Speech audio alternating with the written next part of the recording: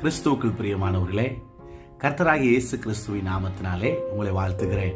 இந்த நாள் உங்களுக்கு ஒரு மிகுந்த ஆசீர்வாதமான நாளாக இருக்கட்டும். பரிசுத்த வேதாகமத்திலே ஒரு வசனம் இப்படியாக சொல்லுகிறது. மத்தேயு 12 அதிகாரம் 36 வசனம், மனுஷர் பேசும் வீணான வார்த்தைகளை குறித்து கணக்கு ஒப்புவிக்க வேண்டும் சொல்லி. ஆமென். நம்ம வாய் இருக்கு பார்த்தீங்களா, இந்த நாக்குக்கு எலும்பே கிடையாதுங்க. அது எப்படி வேணாலும் பேசும். ஆமென். சிலரை நல்லபடியாக பேசும், சிலரை மோசமாக பேசும்.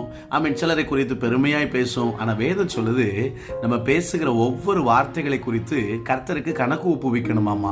அதனால நம்ம வார்த்தை ரொம்ப கவனமாக இருக்கணும். வேதத்தில் ஒரு இடத்துல சொல்றாரு, உன் தேவனாகிய கர்த்தர் வானத்தில் இருக்கிறார், நீ பூமியில் இருக்கிற, உன் வாயின் வார்த்தை ரொம்ப சுருக்கமாக இருக்கணும்ன்றாரு. ஆமென். கவனமாக இருங்க. நம்ம வார்த்தையை விட்டுட்டோன்னு சொன்னால் திரும்ப எடுக்க முடியாதுங்க. இந்த வார்த்தை, நம்முடைய வார்த்தைகள் பிறருடைய காயத்தை ஆற்றணுமே தவிர ஒருவரை காயப்படுத்துகிறதா நம்ம வார்த்தை மாறிடக்கூடாது. நினைச்சு பாருங்க, நம்ம வார்த்தையினால எத்தனை பேரை காயப்படுத்தி இருக்கிறோம். இன்னைக்கு ஆண்டவர்கிட்ட ஒப்பு கொடுங்க. இனிமே என் வார்த்தையினால நான் யாரையும் காயப்படுத்த மாட்டேன்ப்பா, நான் 4 பேருக்கு ஆறுதலா பேசுகிறவனா, என்ன நீங்க ஆசீர்வதிங்க ஆண்டவரே அப்படின்னு சொல்லி நீங்க ஆண்டவர்கிட்ட கேளுங்க. நிச்சயமா கர்த்தர் உங்களை ஆசீர்வதிக்க போகிறார். ஏன்னா நம்ம பேசுகிற ஒவ்வொரு வார்த்தைக்கும் கணக்கு கொடுக்கணுமாமா. அதை மறந்துடாதங்க. கர்த்தர் உங்க கூட இருப்பாருங்க. நீங்க அவரை பிடித்துக் கொள்ளுங்க. அவர் உங்களை ஆசீர்வதிப்பாராக.